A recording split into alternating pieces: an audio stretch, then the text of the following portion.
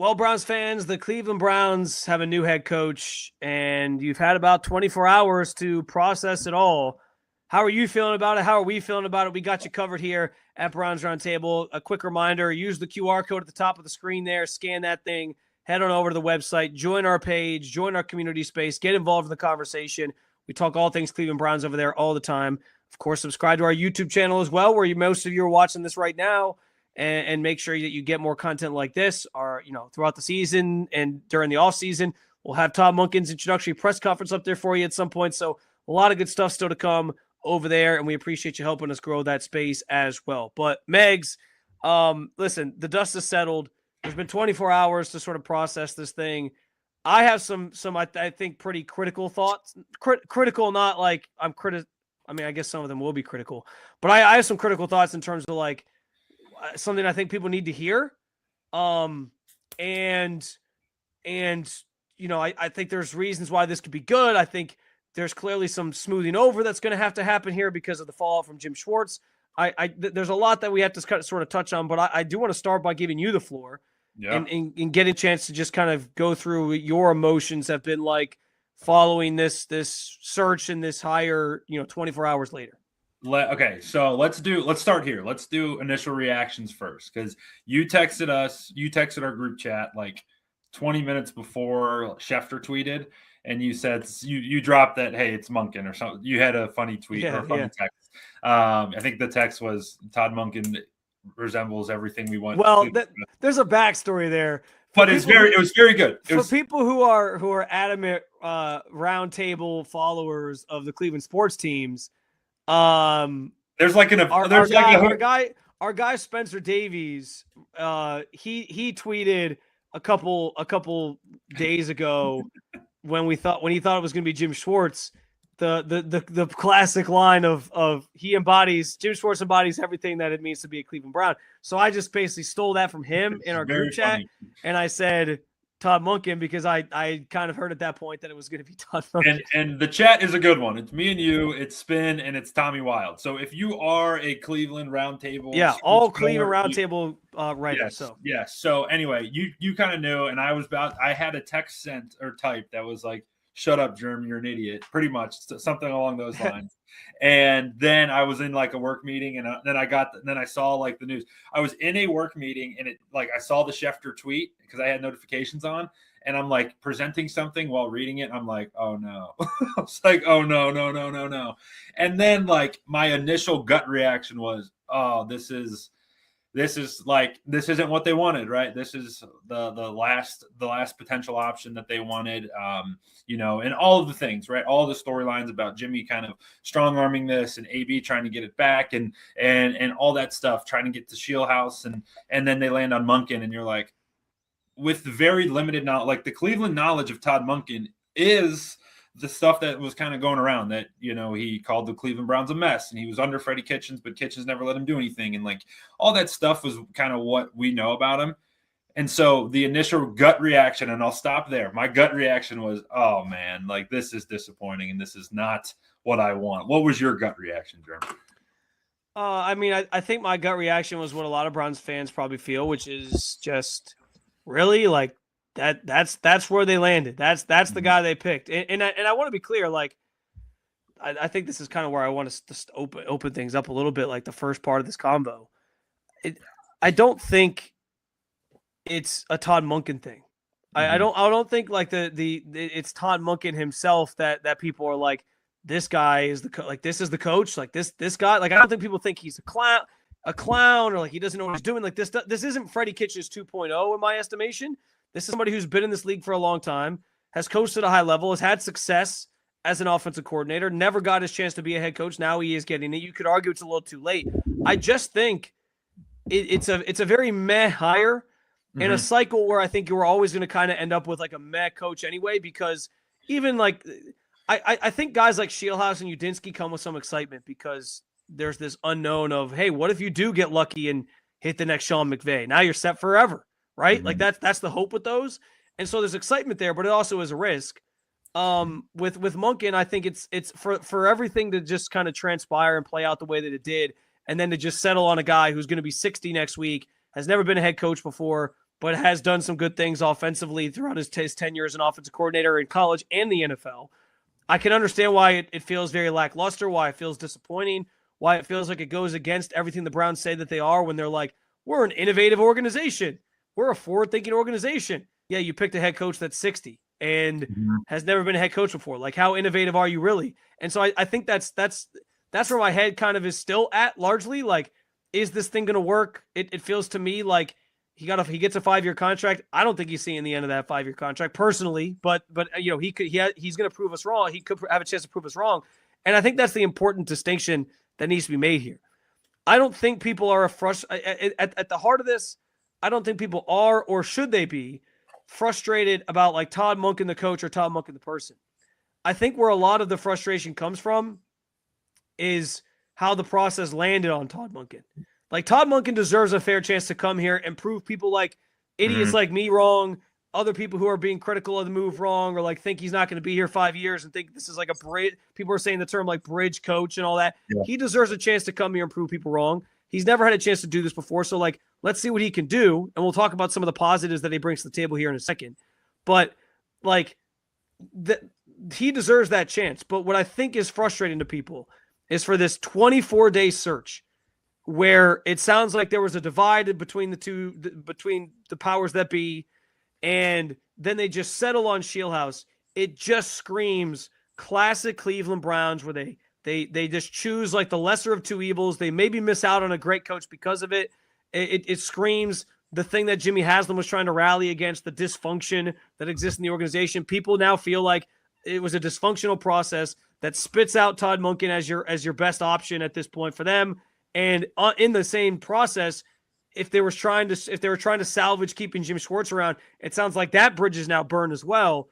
So I think it all just adds up to this organization just cannot get out of their own way, and that's truly the reason why it feels very meh. I don't think it's a Todd Monken problem as much as it's an organizational problem, and that's why the precedent is now set where it's like people aren't really happy with this move. So I hear. Does that make sense?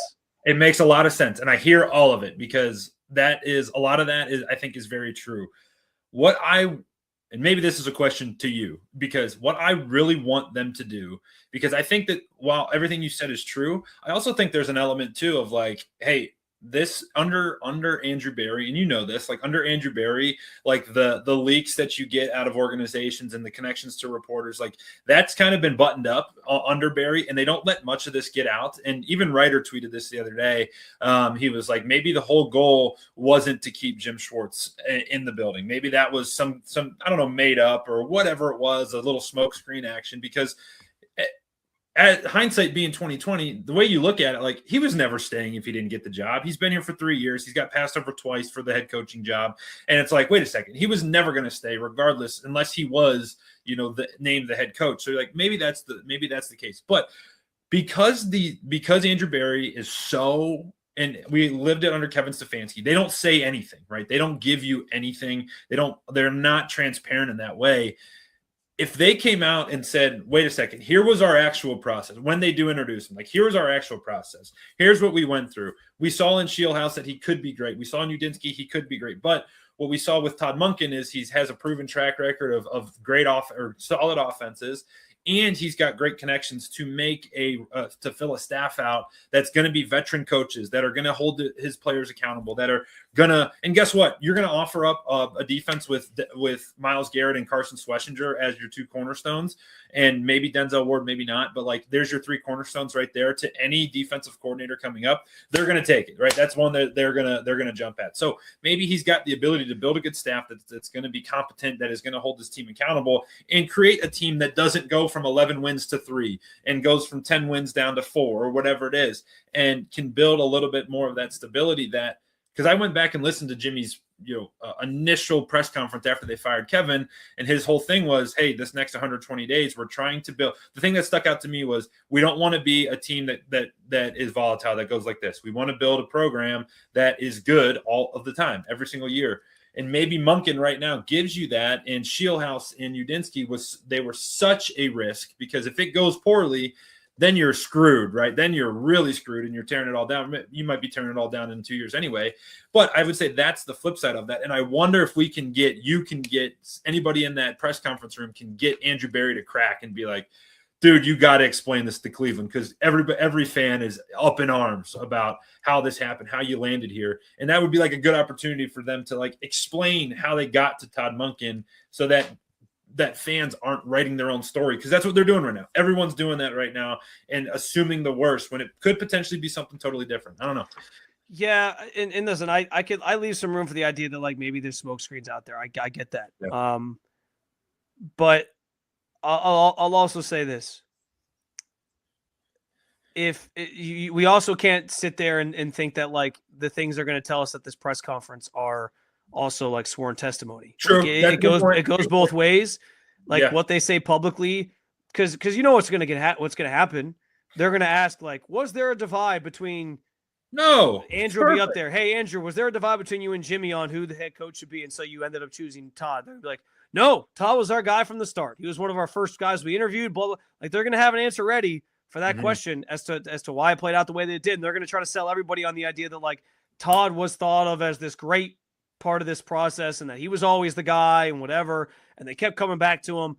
And that could be true. It might not be true. Like the transparency part of it is always a mystery to a degree, especially with this organization, as you said. I also just think though, like part of the reason why people lean into the idea that it's dysfunction is because the Browns have done other things over the course of history. This regime also has been part of that has basically led to like making it seem like they're a dysfunctional organization. Like the Deshaun trade is the most notable thing. Everyone's going to point to that and say, look how that's worked out. There's other things as well that haven't gone well. And so, and especially during Jimmy Haslam's tenure, that people are going to point to and say, how many coach searches have you had? How many of them have worked out? Like, so it's a history thing. Like, it's kind of like they have to prove it to us. And that's why there is a lot of pressure on Todd Monken, because he's got to come in and prove that this was the right move and that it's not silly for an organization to hire a 60-year-old head coach for the first time. So he's going to have to come prove that. I want to be clear again, he deserves a fair chance to prove that before we just write him off. But I think this all just like the frustrations over all this, I think stems from more so frustrations with the Browns, frustrations with the process, frustrations that if they really were trying to keep Jim Schwartz, they burnt that bridge. Like I said, again, and that it sounds like you now have players who are openly expressing that maybe they're upset because you're losing Jim Schwartz. Like it all just seems like this didn't land the plane smoothly at all. And I think that's what people are upset about. So all right. So what you're referencing there is Myles Garrett's Instagram post last night of like the tired worker, right? Which in a vacuum, the very Popeyes funny. worker, yeah, in a vacuum, very funny. Like that's very funny. It sucks that it has to do with us, but very good use of social media, very good tweet or post there. But what I would say, what caught my attention, Jeremy, and what I thought was actually like kind of important, some of the former Ravens players, some of the Ravens players, Marlon Humphrey, Torrey Smith, even had a mention of this, who were tweeting like or posting like, oh, Todd, that's my guy. Like I think Marlon said that's my guy. It's going to be great. And I think like that type of stuff to me caught my attention, because it was like we don't know much about Todd, and it's like, oh, you just bring in this old guy who's been in the league for forever, great, can do offense, but does he relate to players? And you see the Marlon Humphrey one for me stood out because because Humphrey was a defensive guy and Monken offensive coordinator. Sometimes those guys never even interact, right? They never even cross paths, maybe in the lunch hall, but like never even cross paths. And the fact that he's got a relationship even with that guy, really that actually stood out to me. And I think you can put some weight behind that. Well, I think that's the next part of this conversation as we talk about like giving Todd Monken a fair shake and all these different things. Like there is something to be said for, what Todd Monken brings to the table. And I think there's like, as the dust has settled on this, there are reasons why people should be at least, optimistic about how this goes. I'll kind of go through, like, here's the things that stand out to me. First of all, it's a guy who his offense is very malleable. He kind of morphs it for the players that he has.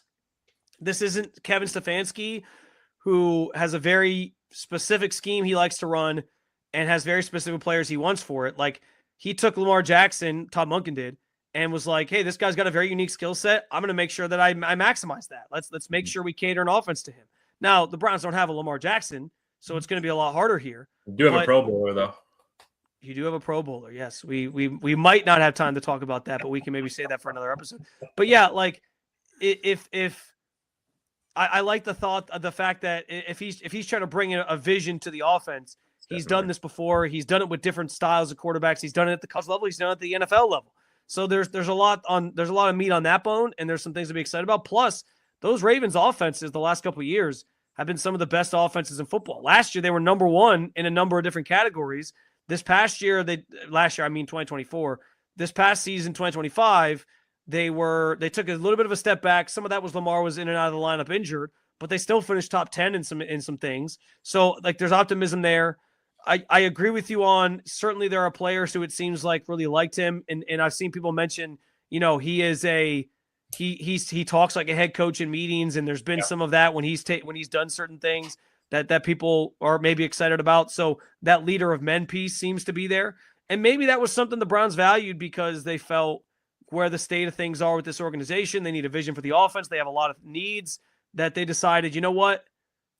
We need a coach that can kind of come in and give us, that part of it. We don't want that to be a mystery like it would have been with Nate Scheelhaus or Grant Udinski or whoever. Definitely. And listen, like there's also been some things said about people not liking Todd Monken, most notably Lamar, maybe not getting along with him. I think that kind of is not that you should have a bad relationship with your quarterback, but I do think like on some level, there's always some players who probably don't like every coach, and there's obviously players who probably do like certain coaches. So it just kind of is how it goes with these things at times. But I think there's some tangible reasons there as to why you could maybe think Todd Monken is going to be a good fit, or why he deserves that fair shake, like I said.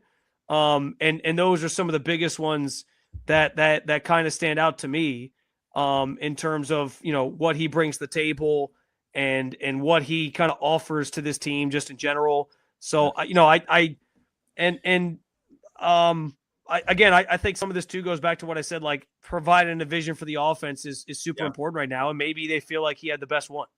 Yeah. And this was posted by the Browns Twitter account earlier today, but I'm going to take the rushing yards out of this because I think Derrick Henry is, they just had Derrick Henry the last 2 years. Yeah, last 2 years. So I'm going to take the rushing yards out of this, but the offensive rankings for Todd's offense is the last 3 seasons in Baltimore. Number 2 in scrimmage yards with nearly 20,000 scrimmage yards, 19,860. Number 3 in points per game at 27.9. Number 5 in receiving touchdowns with 91. The rushing stats were first in the league with 8,512. A lot of that's Derrick Henry, and rushing touchdowns was number 3 in the league at 70. So like all of those are very good numbers. And the ones that stand out, obviously, the points per game, right? How many freaking times, Germ, did we get on this very channel, this very screen, talk to each other about if they could just score 20 points, they would be in good shape. Like literally just get to 20 and you'd win some football games. How many times last year did we say, oh my God, if they would have just have a competent offense? Not going to say he's going to turn,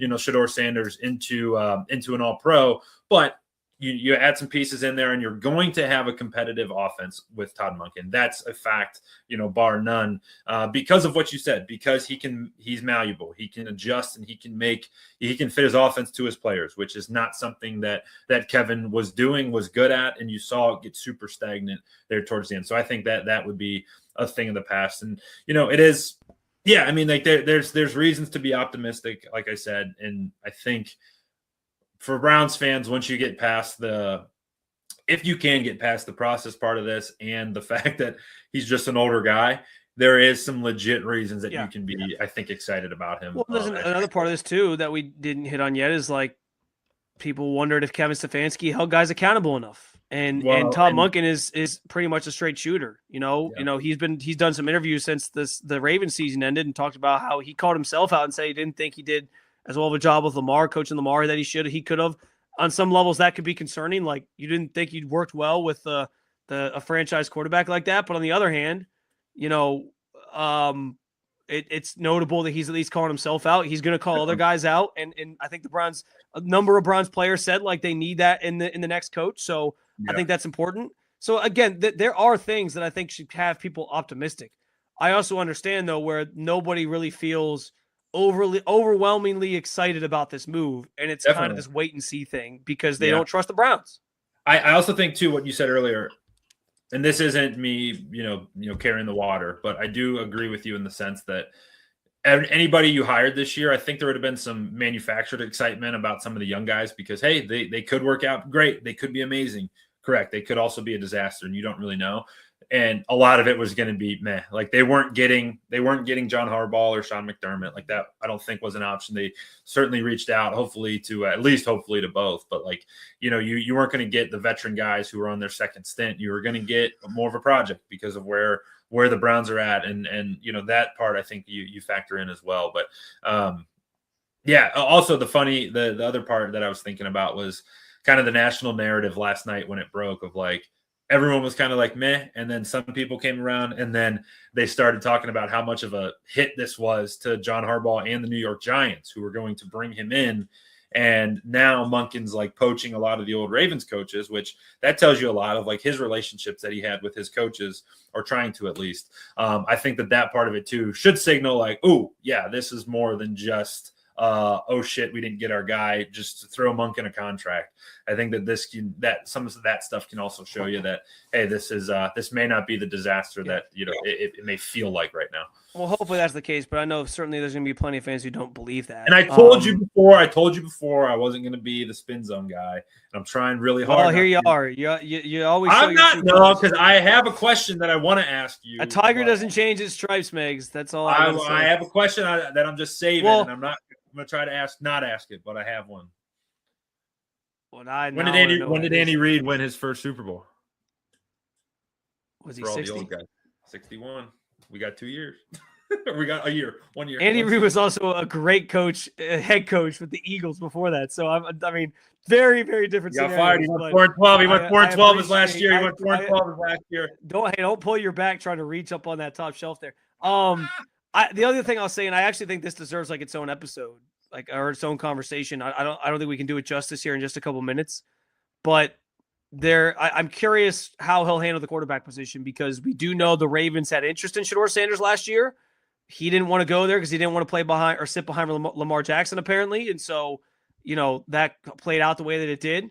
But how much of that was Todd Monken banging the table or interested in him? That's a fair question. And so how he handles the quarterback room, what this thing looks like. There's also some murmurs that he maybe likes Deshaun Watson. So that's out there now too. And that's something to talk about, which is only going to make people feel worse about this if it's true. But we'll have to sort of see what that all kind of. I kind of feel like we need to hear him answer questions about the quarterback position before we fully broach that subject. But it's something to keep in mind as well. So the other part of this is, and it now feels like one of the biggest challenges that Todd Monken has at his hands, is going to be smoothing things over inside that building, because we mentioned the Popeyes worker meme that Miles shared. And it certainly looks like he's upset by this move, and that Jim Schwartz is going to be a thing. The aftermath of this, the ripple effects are that Jim Schwartz apparently was raging mad in the team facility. He kind of felt like he was going to get the job and was kind of coordinating with people on certain things. And then he doesn't get it. And it's a slap in the face. And honestly, I don't blame him. I don't blame him for being mad at all. It would feel like a slap in the face, no matter who they picked, if it was somebody over you. And if you felt like you were kind of trending in the right direction, or you felt like you had a good shot at it, I'd be mad too. And I wouldn't necessarily just sign on to be somebody's DC because of that. So I can understand where he's coming from. I don't blame him for that. And I think most people should sort of be understanding of that. But yeah, he apparently packed up all his stuff in boxes and left and said he's not coming back. It's easy to be like, fine, get out of here. Like, if you're not with us, you're against us, which I actually think that's another rant I actually do want to have, because the people who are rewriting Jim Schwartz's resume to me is mind-numbing. Mind-numbing. I'm not even saying like you, like specifically, because I know you were kind of joking about it in our group text, but like there are legitimately people who are like, Dad, what did this guy really do? He was an okay coordinator. It was, and I'm like, an okay coordinator. Do people forget what the defense was before he got here? That Myles Garrett and Denzel Ward were also on that defense before he got here. That he's been other places, won Super Bowls because his defenses have been really good. the Bills, when he was with the Bills for that 1 year, that defense was really good. I remember that vividly because I was watching that team being in Western New York. Like, everywhere he's been, he's done good things. And so to just act like, oh, this guy did nothing, he developed no players, Andrew Berry drafted really good players for him, so he made his job easy. And it's like, so is Andrew Berry good at drafting now, or is Jim Schwartz not a good coach? Like, which one is it? Is it just Andrew Berry's really good at drafting and Jim Schwartz stinks and he was lucky, or is it that Jim Schwartz helped develop them? Like, I can't sit here and say he didn't develop any players or that he didn't put them. And people are like, well, the other coach ran stupid schemes, and it's like, yeah, isn't part of being a good coach putting guys in the right schemes to be successful? That's what he did with Myles Garrett. Myles Garrett set the sack record this year. So don't get me wrong. I'm not. This probably sounds like I'm caping for Jim Schwartz and that he should have gotten the job. I said from the beginning, you cannot just give Jim Schwartz the job because you're afraid of losing Jim Schwartz. If you think there's a better coach out there, whether it's Todd Monken, Nate Scheelhaase, Anthony Moeglin, whoever, you cannot worry about losing Jim Schwartz. Yeah.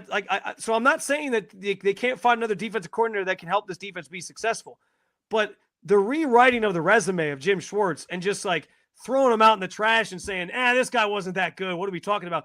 We forgot very quickly the conversations that we were having on Sundays when that defense was balling out and we were like, man, Jim Schwartz is in his bag. Look what this guy's doing with Grant Delpit and Devin Bush and Carson Schlesinger. Like, does he get no credit for developing Carson Schlesinger and having him have a great rookie season? It's BS to me. Absolutely BS. I would even go for your next argument on this. I would use, instead of Carson, I would use Devin Bush, because the Devin Bush part of that is like, best years of his career came with Jim Schwartz. Best years. No doubt about it. No doubt about it. I do think, I don't know. It's interesting. I'm kind of, I toe this line, and I kind of go back and forth on it, because I do think I don't know how both things can be true.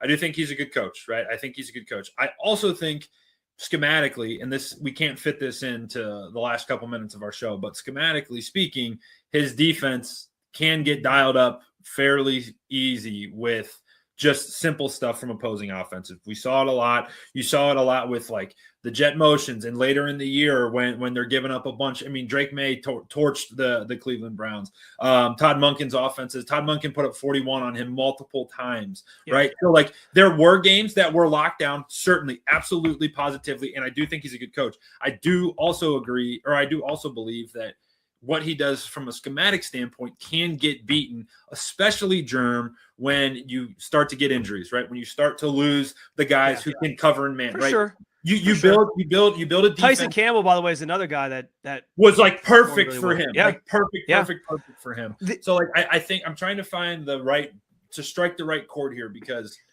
I'm trying to. No, I understand. He's a good coach, but I also think there were some flaws schematically. Also, too, show me the perfect coach, and I'm showing you. Yeah. I mean, every coach has flaws. I mean, Kevin's system, he would say they were going to use motion, then they never used enough motion. Like there's flaws in everything.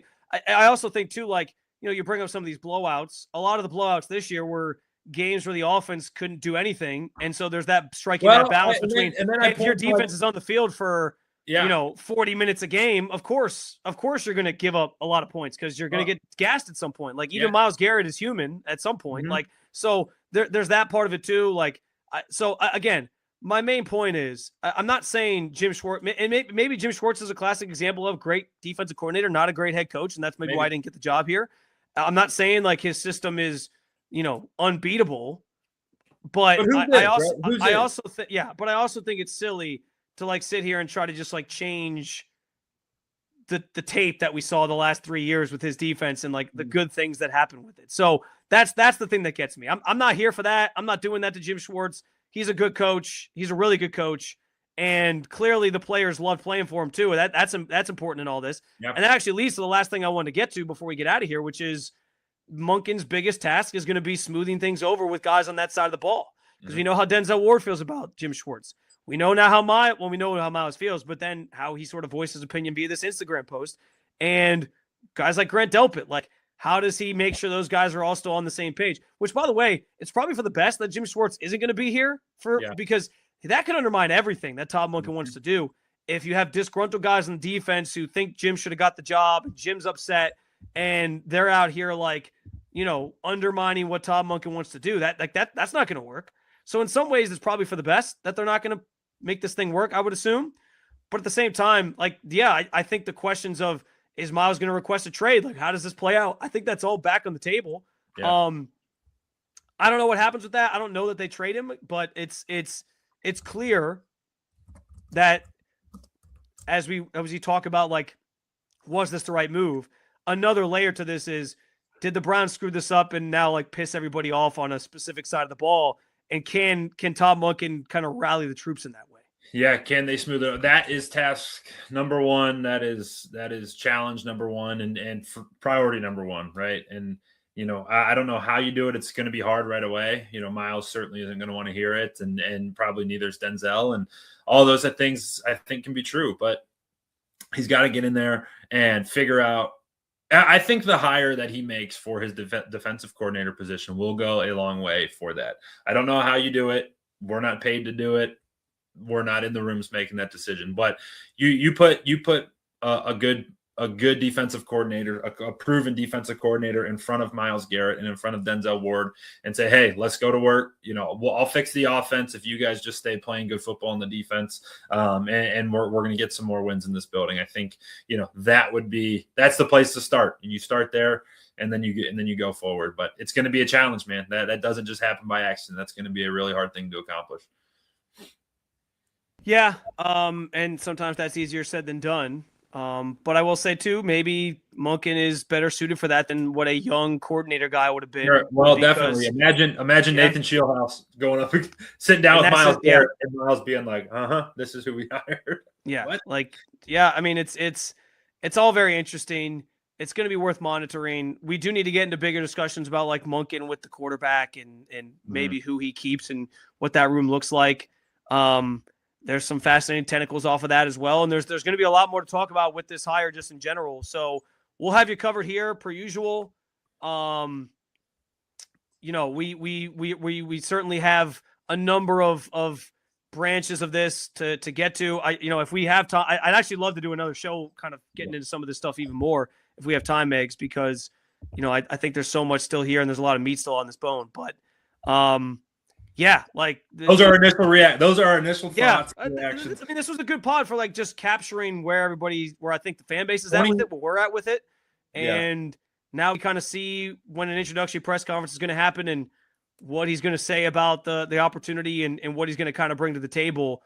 I imagine he'll talk a lot about, like, his vision for the offense. And that's the biggest thing that needs direction right now is that side of the ball. Yeah, there's no question. And I do think, that's the part that gets me excited about it. Right. And he was not the guy I wanted, right? I wanted one of the youngsters. I wanted one of the young cats, but that's a huge risk. And I think if you go into it and say, hey, this franchise, these fans aren't in the position to go huge risk.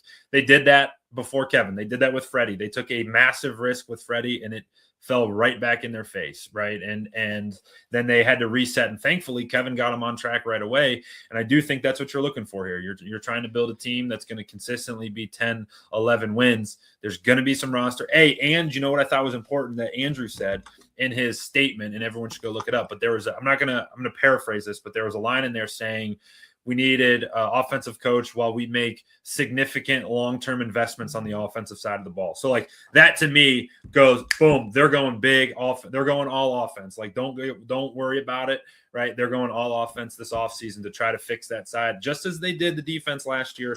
And I think that part, is a good sign. That's a good marker for me. That also reminds me of another good question we have to answer. How upset will you be? How upset will the fan base be if the Browns go defense at number 6 overall? Oh, they can't do it. I'm out if they go defense. I'm done. There was a mock draft from an expert who had him going defense, and I asked that same question.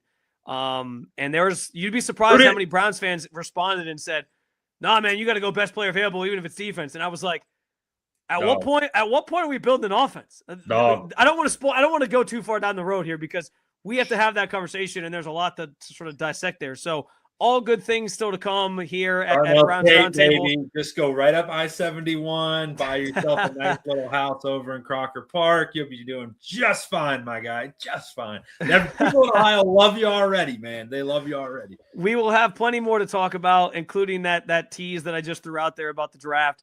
More with Todd Monken, what he brings to the table, all those different things. So make sure you subscribe to our YouTube channel, Browns Roundtable on YouTube. We'll obviously have his press conference next week and all those great things as well. Plus, head on over to brownsroundtable.com where you can follow along with any of our written content, join the community section post, and comment on things there as well. We truly, truly appreciate your support and helping us grow this thing. So keep on following along in the meantime with all things Cleveland Browns with brownsroundtable.com.